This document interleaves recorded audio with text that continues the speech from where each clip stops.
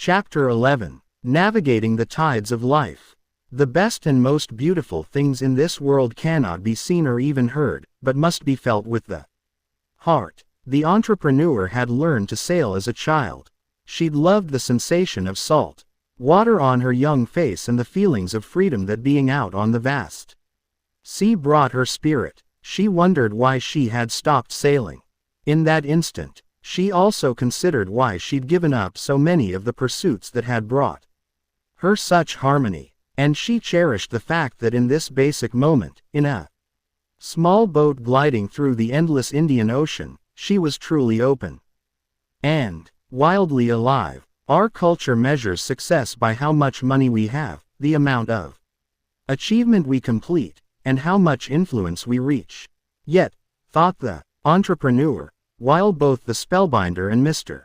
Riley agree that those victories are important, they've encouraged me to consider how well I'm running my life by another series of metrics as well. By my connection with my natural power and by my intimacy with my authenticity and by the vitality around my physicality and by the size of my joy. This seems like a much better way to look at success. Being both accomplished in the world yet peaceful within myself. Her time at the Spellbinders Conference and her wonderful days here on this pristine island with people who still took the time to say, "Good morning," smile at strangers and show genuine warmth continued to inspire and provoke both tiny and large shifts in her understanding of the true nature of a productive, prosperous and fulfilling life. The entrepreneur was noticing she was becoming less machine-like and more human. She no longer checked her technology compulsively. She couldn't remember feeling so creative, so available to the miraculous wonders of life. She'd never been so awake to the blessings every day on earth brings. And she'd never, or at least she couldn't recall a time when she had felt so thankful. Yes, utterly appreciative for everything she'd experienced. She realized the hard points of her life had strengthened her and made her more insightful, interesting and wise. A fascinating and richly colorful life is stamped with many scars. She began to understand. She promised herself that she'd exploit the challenge she was facing with her investors to raise her grade of courage. The partner's takeover attempt would simply escalate her commitment to defending the natural heroism she'd learned we all have within us, at our center beneath the layers of fear, insecurity and limitation that we all collect as we advance through life. The behaviors of her untrustworthy partners would only serve to make her a braver, better and more decent person. Often, a bad example teaches us more about who we wish to become than a good one could ever provide. And, in this world of so many hardened human beings who have lost access to who they truly are, she vowed to conduct the remainder of her days modeling excellence, resilience and the utmost of kindness. As the entrepreneur and the artist navigated their little wooden vessel through the waters that were as clear as crystal, around coral that could be brutal if struck, and farther away from the beach where the billionaire had delivered his morning instruction, the entrepreneur spotted the distant land mass where Mr. Riley suggested she and her new love have a picnic.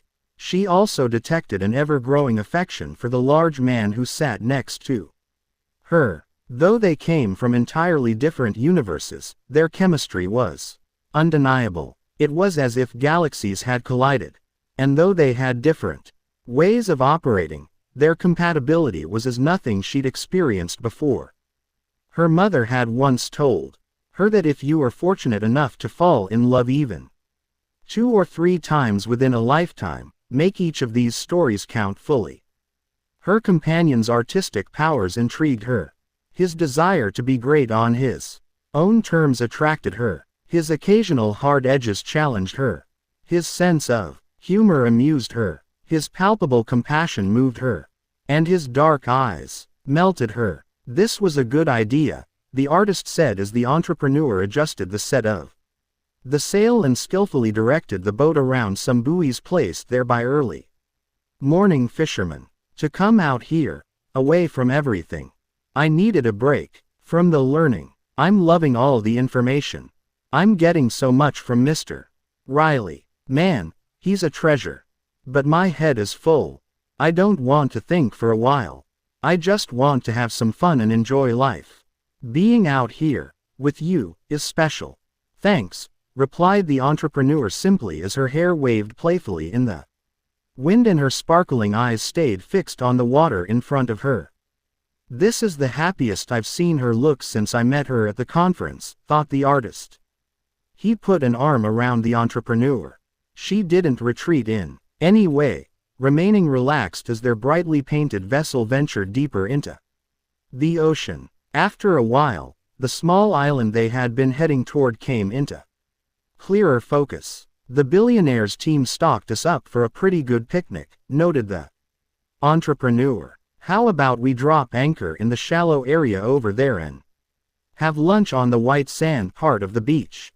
The island looked deserted aside from the well-fed seagulls, some with live fish dangling from their skinny yellow beaks, that soared overhead, and the gigantic turtle ambling along the damp shoreline as though he ruled it. Cool, the artist replied. I'm good with that, he added as he took off his shirt unself-consciously and dove into the water with a wide splash. The delightful meal the two enjoyed consisted of grilled spicy prawn and a fresh mango salad, along with a humongous chunk of pecorino cheese flown in that morning from Italy. Watermelon mixed with pineapple and kiwi had been provided for dessert. The entrepreneur shared her longing to build one of the world's greatest companies as they savored the food and relaxed in that sanctuary of peaceful isolation. She spoke of her desire to build a genuine empire and then, perhaps, to retire in style to the rustic side of Ibiza. She also confided even more of her pained childhood, from the terrible divorce of her parents to the depth of her trauma around the violent passage of her beloved father. She spoke in further detail of the series of failed relationships that had caused her to concentrate most of her time on her work and the loneliness she felt when she wasn't in the process of advancing her business. Those weren't failed relationships, mused the artist as he munched joyfully on a chunk of watermelon. They made you who you are, right? And I really like who you are. Actually, said the artist candidly, I love who you are.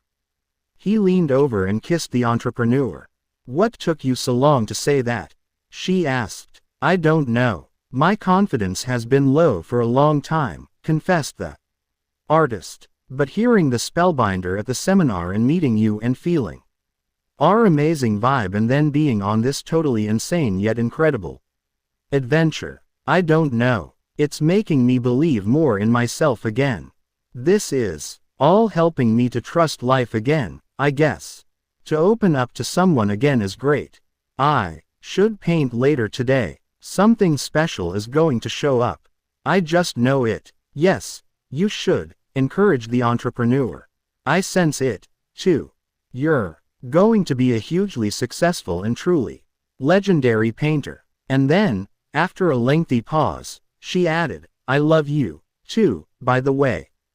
The romance of that moment being shared by the two new members of the 5 a.m. club was suddenly broken by the sound of loud hip-hop music. A figure could be seen in the water moving dazzlingly fast, zigzagging and then racing along straightaways. It soon became evident who this noisy and uninvited intruder was. Stone Riley, riding on a souped-up jet ski and wearing a top hat that had been strapped to his chin. Yes, a top hat. And if you looked closely, you would see a skull and crossbones symbol on it, the sort that sits on pirate flags. Soon he, too, was up on the unspoiled beach with the two lovers. Soon he, too, was eating the prawns and mango salad and wolfing down large pieces of the fresh fruit dessert. And soon he was holding hands with the entrepreneur and the artist. This man was a pure oddball. And a most human hero. The entrepreneur and the artist looked at each other as the billionaire did his thing. They shook their heads, clapped their hands and laughed easy laughs. Dudes, shouted the billionaire above the volume of the thumping music as his jet ski bobbed in the shallow water. "Missed you too. Hope you don't mind me crashing your picnic," he communicated with food in his mouth.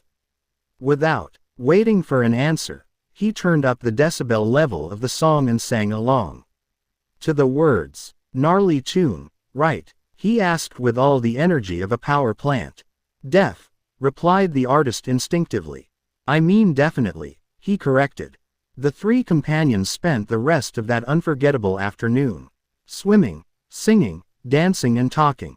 That evening the billionaire hosted a magnificent dinner out on his beach, which was lit with tiki torches, cream-colored lanterns and what you would have guessed were thousands of candles. A long wooden table, draped with the finest of linens, supported platters of exquisitely prepared food. The spellbinder also appeared at the banquet, swapping stories with the billionaire while a few of Mr. Riley's other friends showed up later to play the bongos, share in the fabulous meal and sip some fine wine. Even the ultra-professional and exceptionally hospitable attendants were encouraged to join the festivities. It was all surreal and special. For an instant, the entrepreneur reflected on the preciousness of the evening and recalled a quote her father had placed on the door of the family fridge. It was from Dale Carnegie, the self-help author, and it read, "One of the most tragic things I know about human nature is that all of us tend to put off living. We are all dreaming of some magical rose garden over the horizon instead of enjoying the roses that are blooming outside our windows today." The entrepreneur smiled to herself. She realized she would postpone living fully no more. She'd not only fallen in love with a good man, she was beginning to experience a lavish lust for life itself. At 5 a.m. the next morning, the sound of a helicopter pierced the sereneness that only presents itself at that hour of the day. The entrepreneur and the artist waited on the beach as they'd promised the billionaire they would. They held hands tightly and awaited the next lesson he told them he'd share. But the billionaire was nowhere to be found. An assistant wearing a crisp shirt the color of the sky and pressed Bermuda shorts the hue of a tomato, with red leather sandals, ran down from the home of the titan of industry. "Bonjour," she said in a highly polished way. "Mr. Riley has requested that I escort you to his helipad. He has a huge gift for you both. But you'll need to hurry, please. We're on a strict timeline." The three of them scampered along the beach, up a groomed trail through lush trees, past an herb garden with wooden signs containing quotes from famous leaders as well as one that said, "Trespassers will be composted," and finally, to an expansive manicured meadow. At the center of it sat a gleaming helicopter with its rotors whirring against the radiance of the early morning lightfall. Inside the aircraft a single pilot could be seen. He wore aviator glasses, a black flat-brimmed baseball cap and an all-black uniform. As his passengers were led inside, the pilot remained silent, manipulating the controls and writing on what appeared to be a detailed checklist attached to a scuffed-up clipboard, with the phrase, "Rise and shine so you'll escape the misery of mediocrity," written at the top in red. A smiley face emoji was evident below this line. "Good morning," said the entrepreneur enthusiastically to the pilot. "Where's Mr. Riley?" The pilot didn't answer. He tuned a dial, tweaked a knob, and made another tick mark on the white page. "Good luck, and have a safe flight, you two," announced the assistant as she adjusted the seat belts and placed headphones with a microphone snugly onto the heads of her VIP guests. "Where the heck are we going?" demanded the artist, reverting to angry man status. No reply. The door shut with a thud, then locked with a click. The engine noise grew louder, and the propeller accelerated its rotations. Whoosh, whoosh whoosh, went the sound. The pilot, seemingly in some sort of imperturbable trance and certainly not at all friendly, pushed the control stick. The helicopter began to rise above the grassy field. Unexpectedly, the aircraft tilted to the left dramatically. Then it descended aggressively toward the earth in a free fall before jerking upward again. Total disaster, shouted the artist. This pilot is incompetent. I hate him. Just breathe. All will be well, reasoned the entrepreneur. She looked relaxed, secure and in complete control. Her morning training was working. She pulled the artist closer to her. I'm here. We'll be safe. This will end well. Soon. The helicopter was high in the sky and moving steadily, efficiently and gracefully. The quiet pilot fiddled with the dials and tinkered with the controls, seemingly oblivious to the fact he carried 2 passengers. I've seen that watch before, observed the artist as he spied the big timepiece on the pilot's lean wrist. Same one Stone had on at the Spellbinder's presentation. This is nuts, he stated in a quivering voice. The painter was sweating like a polar bear in a heatwave.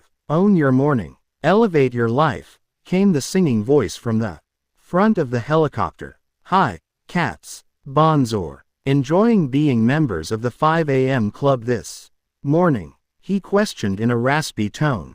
Boy, oh boy, you're gonna love the surprise that's coming. Another country for another lesson on the morning routine of legendary leaders, creative geniuses and the great women and men of the world. The pilot turned his head around radically and whipped off his sunglasses intensely. Then he let out a monumental burp.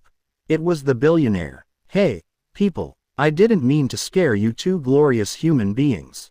I do have my helicopter pilot's license, you know, said Mr. Riley sincerely, almost apologetically. Sure, remarked the artist, still clinging to the entrepreneur like a gambler holding his last chip. Got it years ago, the billionaire continued. Helicopters are uber cool, but with all my business ventures these days, I don't get in the airtime I used to. Sorry for the rough liftoff. I guess I need more practice. So where are we going? The entrepreneur asked as she eased into her supple leather seat. Agra, was the billionaire's one word answer. What does that mean? Asked the artist. What's an Agra? I'm taking you guys back to the airport, said the billionaire. Gotta keep us moving on this once-in-a-lifetime adventure we're on. We're leaving Mauritius, wondered the entrepreneur with disappointment. Her bracelets dangled and knocked against each other as she said this. What about everything you still have to share with us?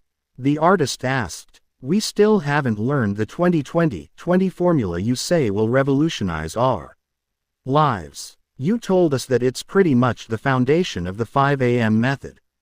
I've been waiting to learn it, argued the artist, punching a fist into a hand again. And I really love Mauritius. I wasn't ready to leave. So do I, agreed the entrepreneur. I thought you promised us you'd get into the detailed tactics around what to do after we get up at 5 a.m. And at the Spellbinders conference you promised that you'd share practical productivity hacks so I could scale up my business and some key techniques to build my own fortune. And me and my man only had one picnic together. And you crashed it, with your loud music and your pimped-up jet ski. No one spoke for a moment. Then, slowly, everyone in the helicopter began to giggle. Relax, guys, hollered the billionaire. My home is your home.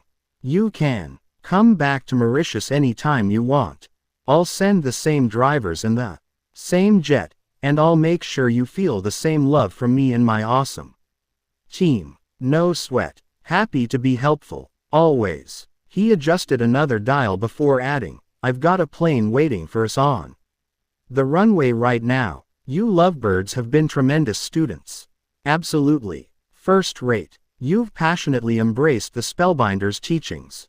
You've been up with the sun and on time every morning. I've seen all your progress. So, I wanted to give you a great present today. A present? The artist queried. I'll need to get back to my studio at home pretty soon. I've got some serious restructuring of my craft and fixing of my life to do after all this. And I'll need to be at my company soon, too," the entrepreneur said. Some of the worry lines returned to her forehead as she pronounced these words. Though there were many fewer than before she had joined the 5 a.m. club. "Well, not yet, guys. Not yet. Please," pleaded the billionaire. "We're going to Agra." "I have no idea where that is," admitted the entrepreneur. "Agra is in India," the billionaire explained. "I'm taking you to see one of the 7 wonders of the world. And get set to learn the next part of the 5 a.m. method. Everything you've learned so far has been preparation for all that's coming. Lock and load, dudes. We're now ready to get into the advanced information to help you drive exponential productivity, maximum performance, legendary leadership, and a towering life that upgrades the world. Get set to receive the most practical information you could ever learn on the morning routine of world builders and history makers. The best is about to come." The billionaire expertly landed the helicopter next to a pristine private jet that had its turbines running. Unlike the first one, this aircraft was all black. But, like the one that brought the 2 students to Mauritius, it had 5AC emblazoned on the tail, also in a hue of orange similar to a mandarin. "Let's go to incredible India," exclaimed the billionaire energetically. "Let's go, then," replied the entrepreneur and the artist. One of the most valuable experiences of their extraordinary escapade with Stone Riley, the eccentric magnate, was about to begin.